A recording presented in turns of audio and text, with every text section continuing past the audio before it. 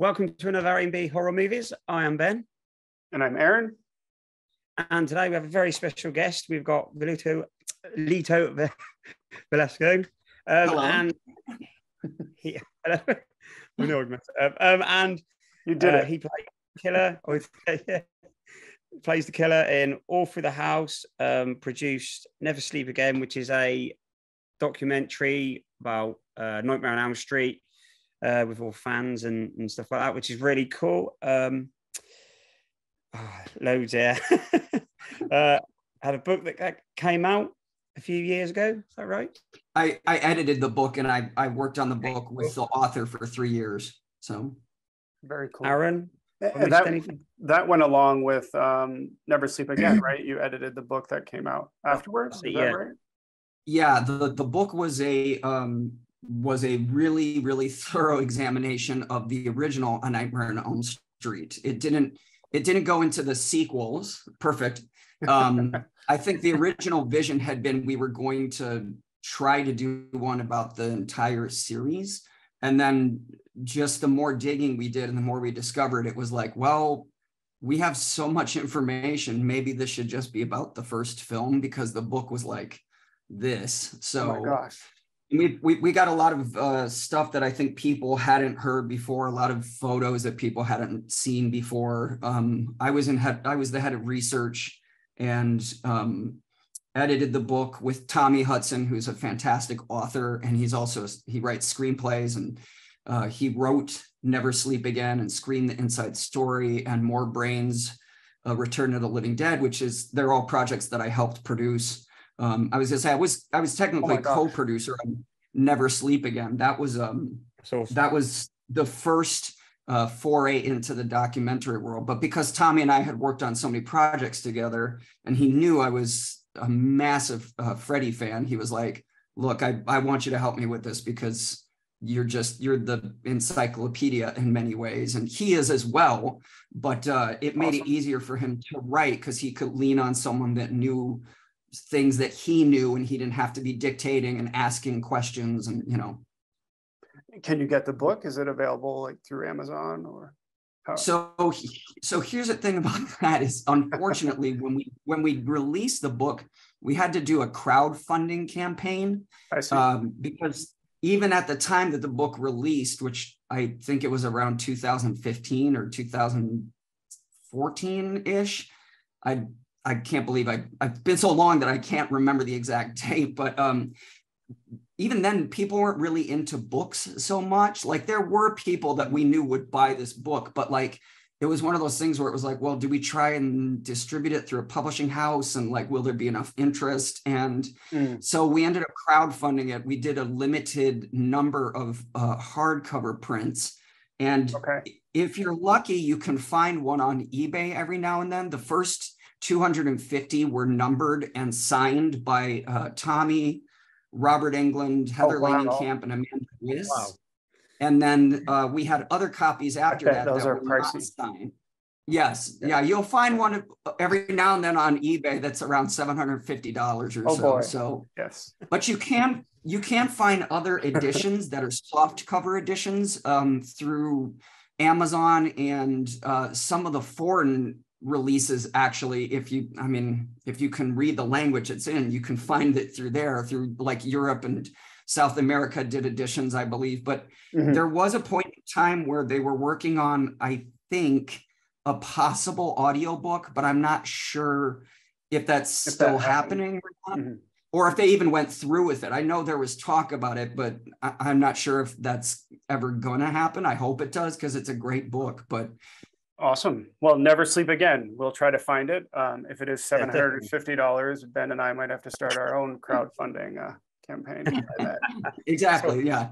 So ask you, sorry, Aaron, as a big Nightmare on Elm Street fan, what did you think of the remake? We're gonna go right there. Let's start this interview. Okay, get it out of the way. Exactly. Yeah, let's just get this over with. So my feeling on the remake is, I know how hard it is to make films, obviously working in the industry. So I respect the effort of everyone involved. I've been lucky enough to read the original version of the screenplay. I preferred the original version of the screenplay to what was released. I thought it was a little more cohesive, coherent. I thought the narrative was a little more, it was easier to follow. It didn't feel as kind of all over the place. My take on the remake is basically, I feel with remakes, if you're going to do it, there's got to be something different or new or better, because that's subjective, that you can bring to it. Otherwise, why are you doing it? And they definitely brought things to it that were unique, that were better. I just feel like they didn't really push things far enough. I love the technology, advancements in terms of making the dreams more, I don't know, just visual and more like turbulent and more kind of surreal. And I love the micro nap stuff. It's just, I don't feel like they pushed the envelope far enough. I wanted to see more surreal imagery because we can do that now with CGI. And I just also, I'm not a huge fan of the makeup. I know why they did it. They wanted to go for something more realistic because everything at that point in time was trying to be dark and realistic in terms of genre fare, at least in my opinion, except for Marvel, of course. But good point. But sometimes the more realistic doesn't necessarily translate as well to theatrical, because when you have an actor that's like, like this the whole time, like he can't emote, he can't do anything, and that's part of what, even though Robert's makeup was, not the most realistic, because the tip of the nose is the first thing that would go, because it's, it's fleshy and there's no bone. Oh yeah, of course. Yeah, so that is definitely realistic, but when you lose that and you lose the lips and you lose the skin, you take away the actor's ability to really perform, in my opinion. And Jackie did a great job given the material and the makeup. And it's just, talented. I feel like it. Oh yeah, exceptionally talented actor. I just feel like he was very limited by the design of the character. So, I mean, overall, I think it took itself too seriously. You kind of missed that whole sort of comedic element, which is throughout all the other films. I think if they had done maybe some of that, that might have helped as well. But maybe we should move on. But Lito, wow. So you're an editor, you're a composer, you're a producer, you're an actor. My gosh, you do many different things. Very impressive. Yes. And I do want to talk about Fred Heads. Actually, there's a lot we want to talk about with you. But why don't we start with All Through the House? So you played the killer in this. I know it's not Christmas time, but man, this is an awesome movie. And Ben and I had the opportunity, yes, we both love it. Ben and I had the opportunity to sit down with Todd Nunes in December, actually. I think you knew that. And he had awesome I enjoyed the interview. Oh, you watched? Great. He had awesome things to say about you, as you know. I guess my first question is, what was it like working on this film, and what was it like working with Todd? Okay, so before I forget, first of all, no, that's fine. First of all, thank you guys for having me. I want to be sure I say that. I really appreciate it. You're welcome. Of course. Yes, we're happy to have you. And thanks to anybody that's watching or listening. And in terms of All Through the House, so I can give you the somewhat long story or the short story. It depends on what you want. About preference in the middle, because there's so many other things we want to talk about with you. So Todd and I go all the way back to my first year in Los Angeles as an actor. Todd was actually the producer on my first film role in Los Angeles. Oh, cool. And he and I on set, we hit it off. We were talking on the way to set one day, and we discovered we both were huge fans of Friday the 13th. And we started quoting dialogue from the first Friday the 13th in the backseat of the car on the way to the shoot. So from that moment on, we were fast friends. I've worked with him on dozens of projects that he's put together. He did a feature film before he did All Through the House that unfortunately never saw release or distribution. And we had a great, exceptionally, it is. It's unfortunate because I thought it was a solid film given the limitations of, you know, making it. Because of course there's always limitations in independent horror.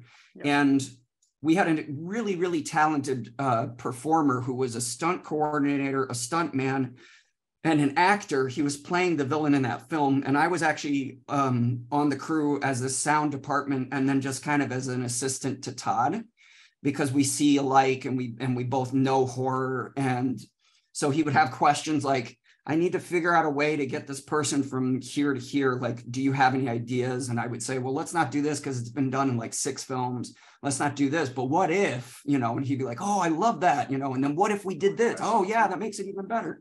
So when the film needed reshoots, this guy that we were using for the villain wasn't available. And Todd had worked with me before, obviously, and he knew I'd played iconic franchise villains for certain events in Hollywood. Like I've been cosplaying as Michael Myers since 1994, and I've worked with Trancas Films on several official events, and I played Freddy Krueger for Warner Brothers.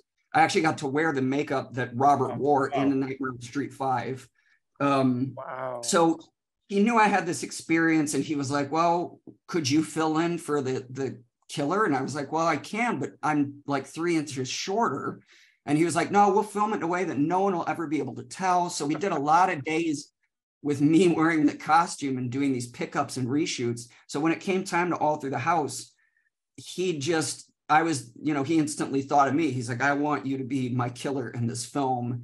And it's always a pleasure working with Todd. Like because we're such old friends and we see eye to eye and we love so many of the same things, like comic book properties and horror films and everything. Like we always have a blast when we work together. And I think he trusts me and I trust him in the sense that if one of us has an idea to bring to the other person, it doesn't necessarily matter if it adheres 100% to the material. He's always open to listening to your suggestion, because oftentimes he'll say, that's awesome, that improves the scene, I love that idea. Or it takes the scene, not necessarily improves it, but it takes it to a different level or in a slightly different psychological direction. So it's nothing more than amazing working with him. And he has a lot of projects lined up in the pipeline that, you know, he's shown me scripts and said, I want you to play this character. And on this one, I want you to play this character. And so I'm always there whenever he wants to do anything. Yeah, hopefully there's more to come. Yeah. So, did you have an inspiration, or did you sort of take from another iconic horror character when you was playing the killer? Did you know what sort of you wanted to go for with that? Yeah, I mean, should we issue a spoiler warning for people if they haven't seen All Through the House? Spoiler warning. Yeah. Go for Spoiler warning. Here it comes.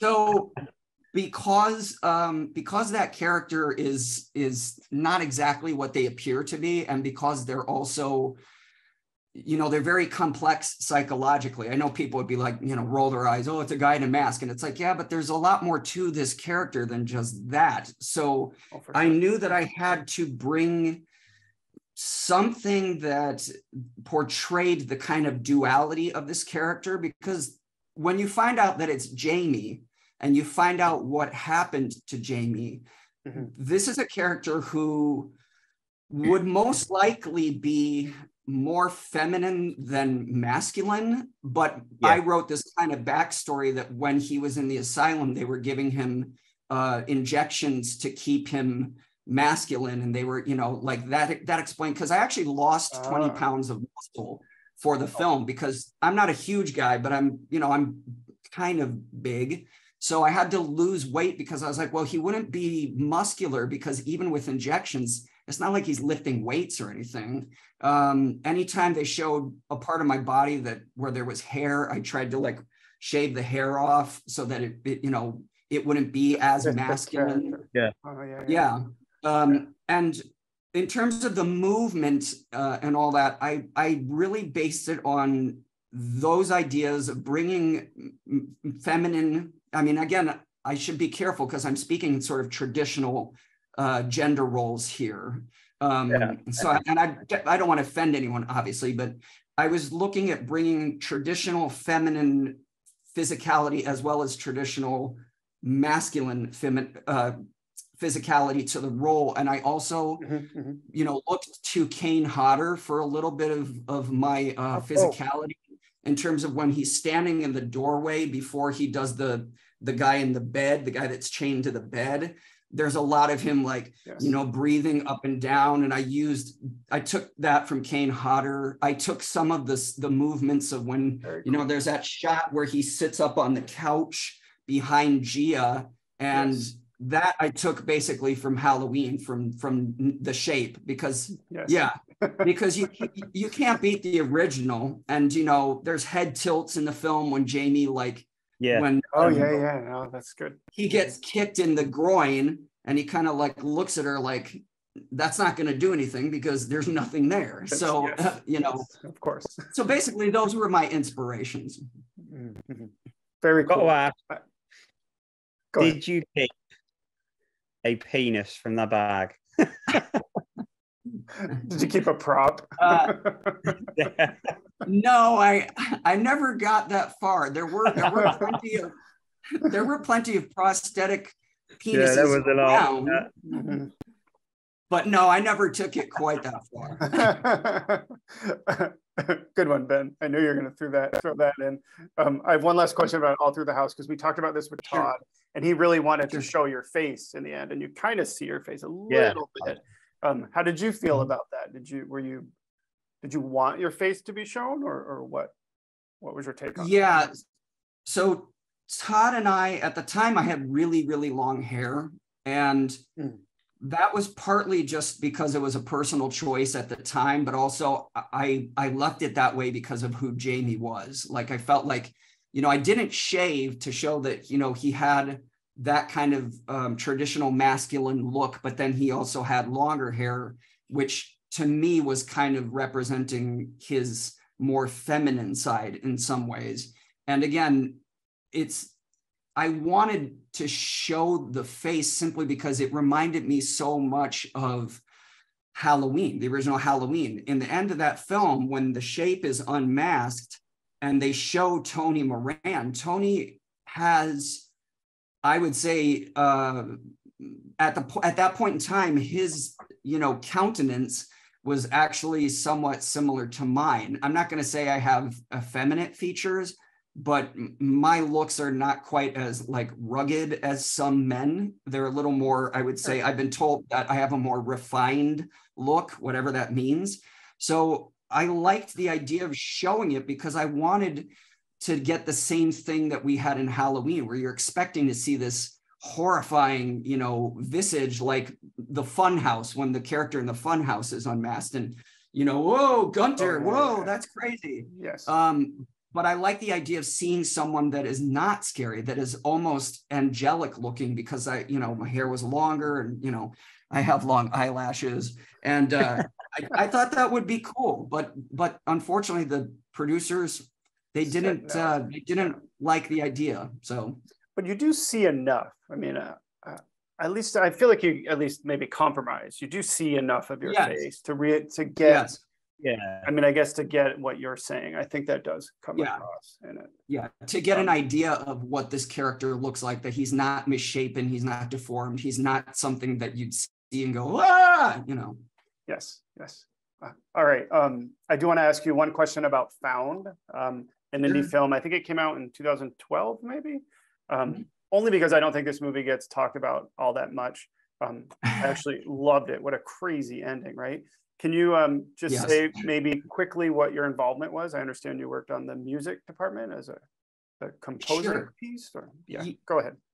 Yes. So Found is basically how that happened was I was working on the idea of composing music for film at the time, but at the time it was really more of an idea, because when I came to Los Angeles, I was focusing on acting, and then I started finding myself involved in behind the scenes, like producing. And then the idea to start writing music came when I was on More Brains, A Return to the Living Dead, which is a documentary that was written by Tommy Hudson, as I said, and it's all about the classic 1985 Return of the Living Dead. Of course. And they were looking for, they had a composer who I'd worked with before named Sean Schaefer Hennessy, who's a super talented guy. And he was swamped with work, not just our production, but other productions. And he had a day job. And, Tommy knew that I was dabbling in composing, and I attended Juilliard when I was younger for music. So they knew I had, thank you. They knew I had a musical background. And he said, do you want to try composing some music for the special features and stuff like that? And that ended up leading to composing music for the special features, and then basically composing the main title. And then Sean came on and added his pass to the main title to enhance it and give it his flavor. So after that happened, a guy who I've known since college, since 1994, who's the director of Found, Scott Shermer, the writer and director, he was my boss at a movie theater that I worked at, which is the same movie theater I met my wife at. Oh my God. And yeah, so he was finishing up work on Found, and he was like, he contacted me out of the blue, and he was like, we need music for these two scenes, and we just can't seem to get it. And the composer has turned in tracks that I like what he did, but it just doesn't, to me, speak to the track the way I want it to. Mm-hmm. Not to disrespect that composer, but Scott was looking for something very specific. And he said, do you know anyone that would be interested? And I was like, well, I guess let me think about it. And he was like, I'm hinting at, do you want to take a shot at it?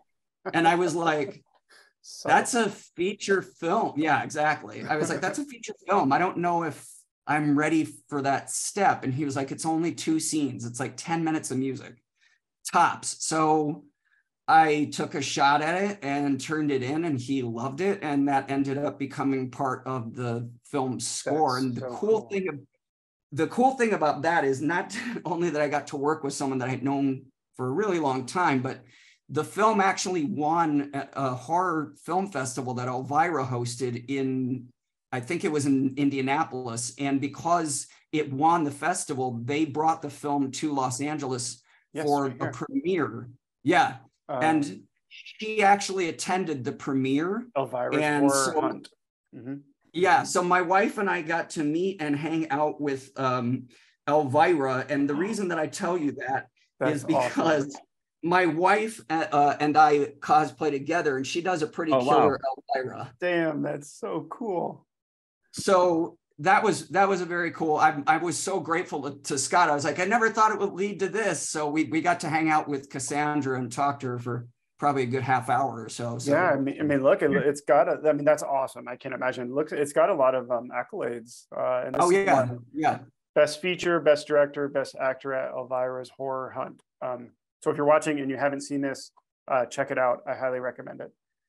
Yeah, it's a very chilling and disturbing film, but I think it's very well done. Aaron told me that before we come on. I did. I almost told him about the final act, but I said, I don't want to ruin it for you because it's crazy. Yes. So you've also did you compose some music for Leviathan, the story of Hellraiser, and Hellraiser II? Yes, I believe, which is awesome. That's another films, documentary, is it?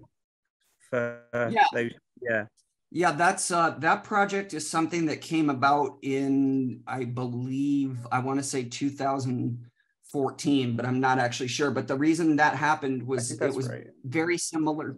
2015, I think, yeah, and it happened basically the same way Found did. I was friends with Gary Smart and Chris Griffiths. Because we worked together on More Brains, and they basically did the same thing. They sent me a Facebook message and they were like, we need a composer for this Hellraiser documentary. Do you know anyone? And I was like, let me see who I can think of. And they're like, we were kind of hoping you would say yes. And I was like, again, every time someone asks, I'm like, I don't know if I should do that. Like, but it was a really big deal for me because Christopher Young is not only one of my favorite composers of all time, but he's become a very good friend over the years. I met him on Never Sleep Again when we interviewed him. It was the first time I met him, and I got to talk to him, and he found out I was a musician and a kind of aspiring, dabbling composer, and we just kind of struck up a friendship from there. But I was really worried because it's like the score for the first Hellraiser is easily probably my second or third favorite horror score of all time. And I think it's one of the best scores from the 80s. So there's not a week that goes by that I don't listen to that score. I can play it on the piano. There's stuff on my YouTube of me playing the theme on the piano. And so I was like, I don't know if I want to do that, because it's like, it's such a responsibility for me. Like, I don't want to mess this up.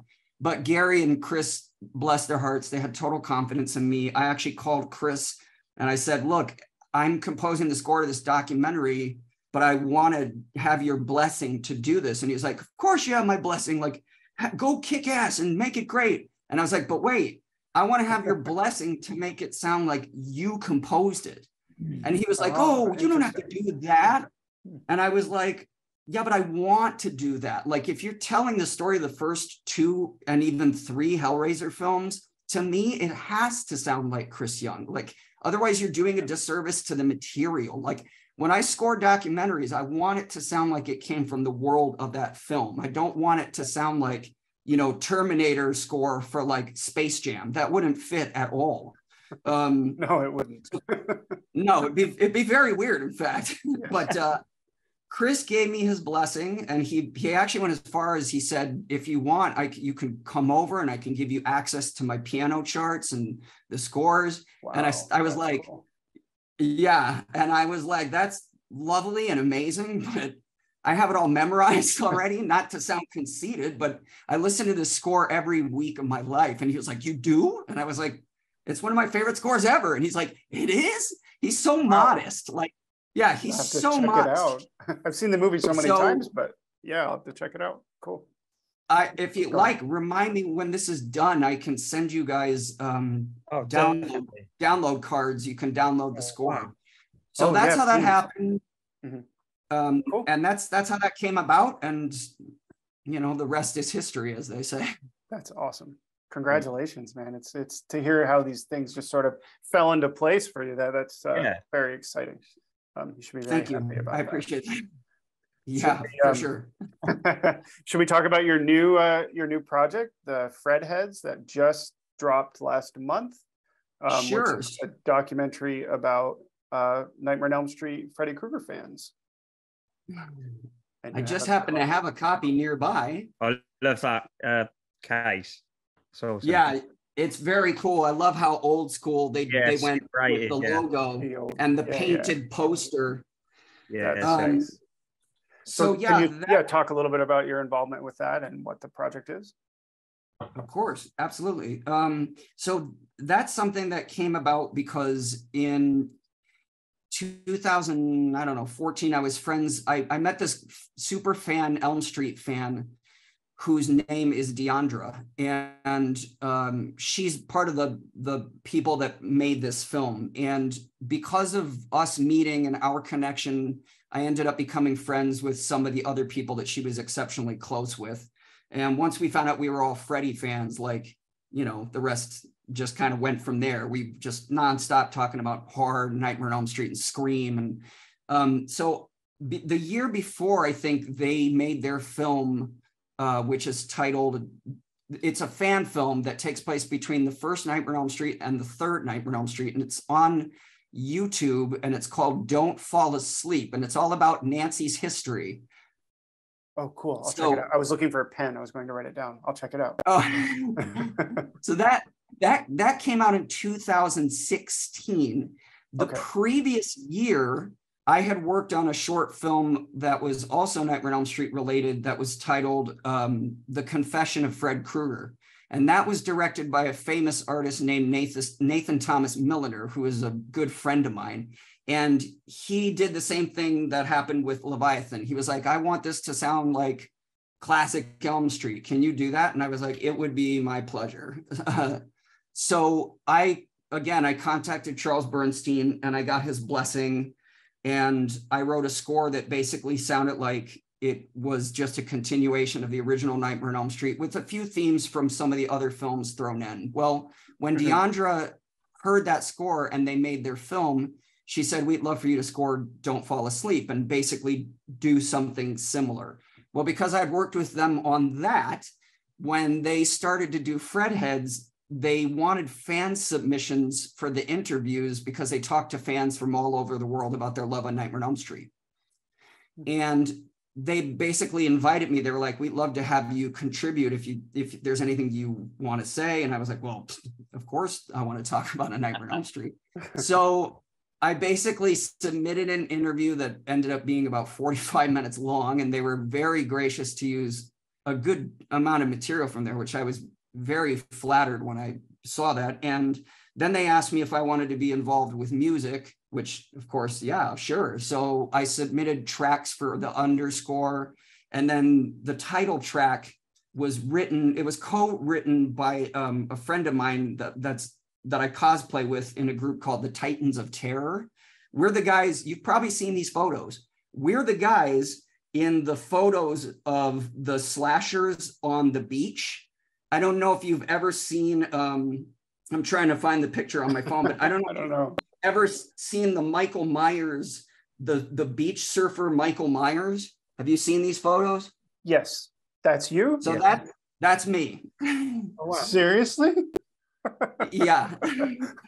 So my friend gosh. Kelvin. We have learned so much about you in 20 minutes. It's a small world, isn't it? Yes. Awesome. And so that comes up a lot. Go ahead. Yeah. They went viral, and unfortunately, because we were all under masks, there was no way for us to ever prove that it was us unless we see someone at a convention and we go, look, this is me. That's so cool. But Kelvin is the Freddy in our group. He cosplays the Freddy, and he composed a song for the film called Never Ending Nightmare. And it's kind of like a hard rock kind of song. And after it was finished, they gave it to me because they wanted me to do a pass on it to make it sound like Charles Bernstein had added music from his score to that track. So that's how that came about. So basically it happens. A lot of these things just happen honestly because of friendships with people, and they know that you know your stuff and they know that you do the following things, and then you just kind of do these projects. They give you a call and things fall into place, right? Yes. Yeah. And sorry, go ahead. I was just gonna say, I saw some of your clips in the documentary, and one of your lines that really stood out to me was that Robert Englund is the Boris Karloff of our generation, which I thought was a great assessment and line in there. Yeah, he is absolutely, he is, to me, like, when you think about the period of time from 1984 until now, Freddy has become just as iconic, if not more so, in my opinion, than the Frankenstein monster. And, you know, Robert, like Boris, Robert's been in a bunch of different horror projects, as, you know, with no makeup, sometimes under a lot of makeup, like Phantom of the Opera. So to me, he really is the legend of that era, the way that Boris was the legend of that era before him. So yes, absolutely. So I see a lot of collectibles behind you. I'm actually surprised there's not a Santa Claus mask behind you. Maybe it's off screen. It's funny that you say that, because that mask was something that, as Todd, I think he mentioned, that we looked through a bunch of different masks. We did a bunch of different photos. And that mask is so rare. Like, to find a copy of that mask, if you ever can, like, you've performed a small miracle, because they're actually really hard to find. You can kind of see it. Yeah. Kind of see it. And it was tweaked for sure. Like, Todd made a lot of adjustments to it, but the base of the mask is just, it's really hard to find. And I asked Todd if they'd given thought to, like, trying to license the mask to a company like Trick or Treat Studios or something like that, because I was like, it'd be a great mask to make, you know, a replica of, but I don't know if there are copyright issues or what. So that's maybe in the future. Michael Myers was William Shatner, so That's true. Yes. Well, yeah. So I couldn't keep the mask. They kept it because if they did a sequel, they wanted to have the original mask. Cool. I love your Freddy Krueger glass.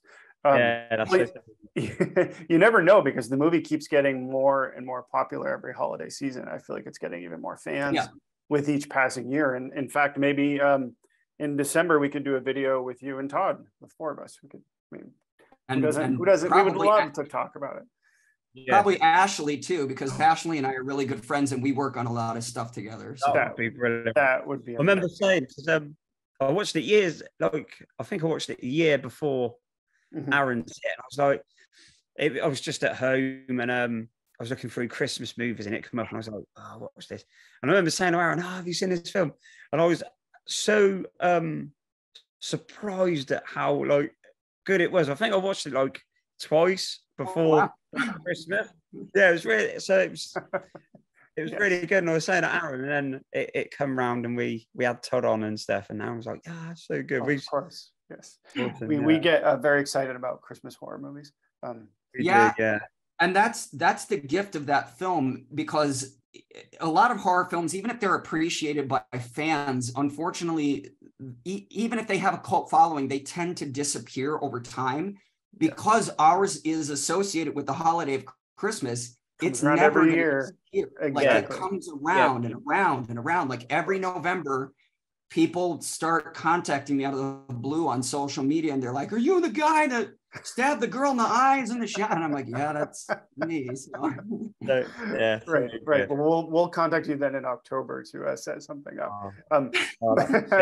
But back to Fred Heads, I just wanted to say a couple more things. We digressed a little bit there, although it was certainly fun.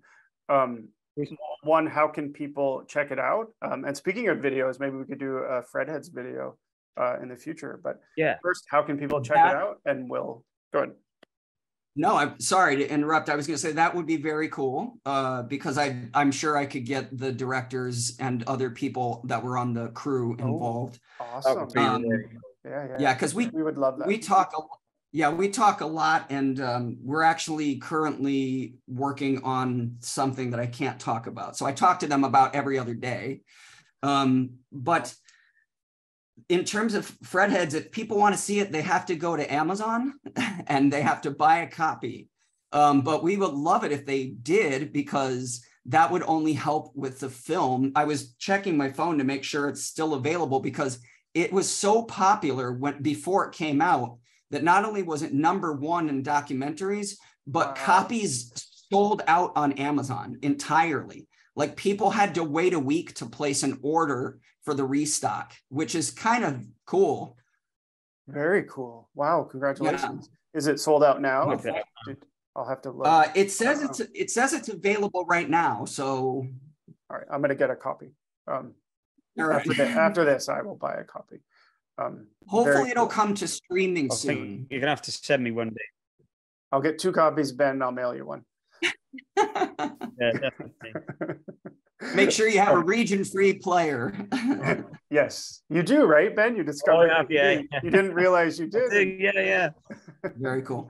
No. That was a weird one.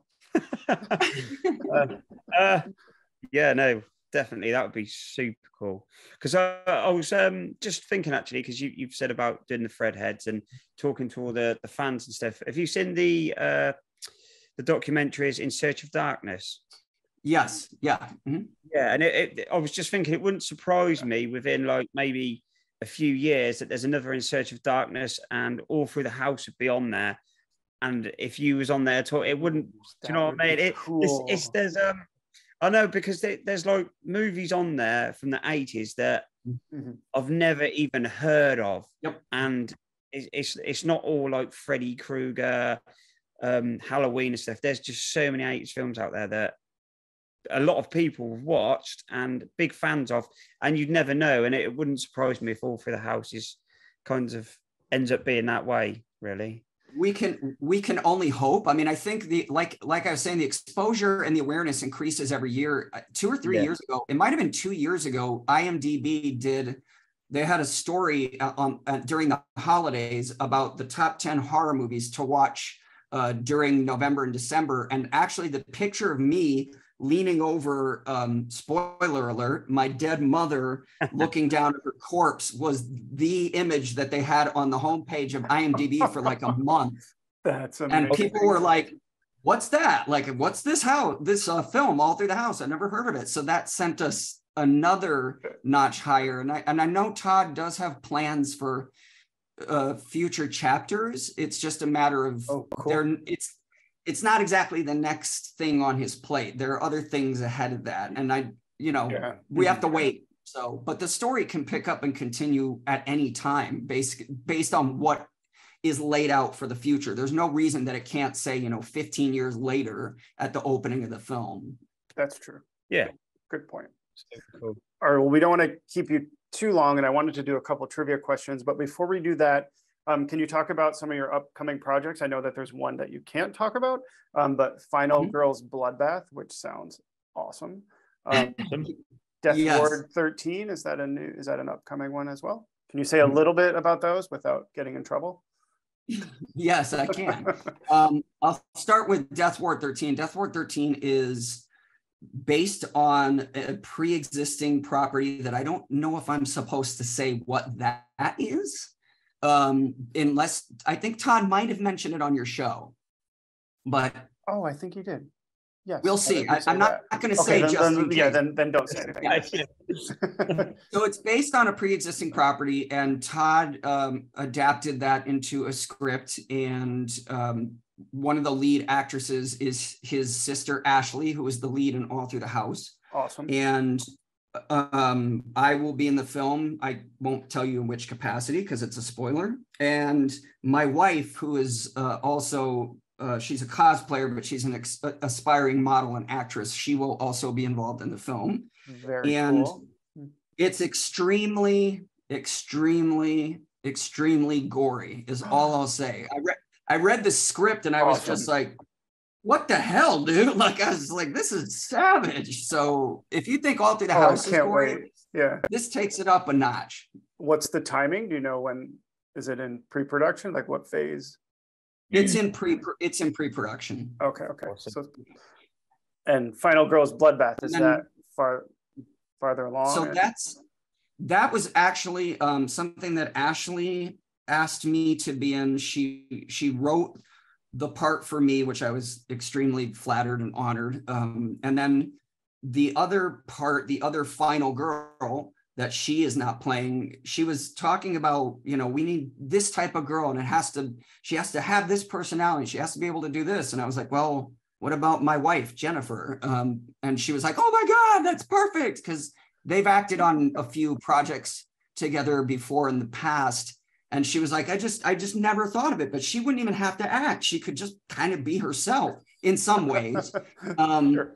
So we were supposed to, I think, start filming on March 16th.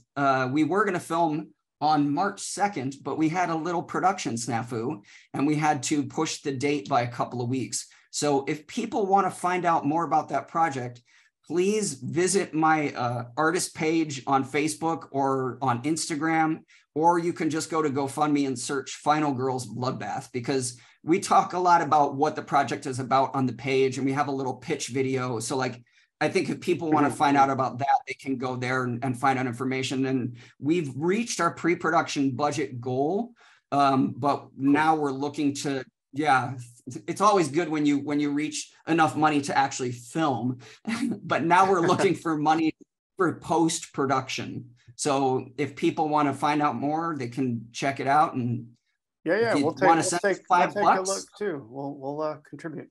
Be happy to. Oh, you guys don't have to do that, but thank you very much. Well, send us the links. We'll talk about it. Yes. Yeah. And I do, before I forget, I do want to make sure we take a moment for you to tell everyone how they can reach you, like on Instagram and social media and YouTube. But let's do a couple of trivia questions, because this is always fun. And usually we don't know the answers, but you never know. So I have a horror Trivial Pursuit game that we use. So you just got to pick a category. I don't know if you can read that. Paranormal, monster. You can read it, right? Yeah, slasher. Let's try slasher. All right, what color is that? Okay, here we go.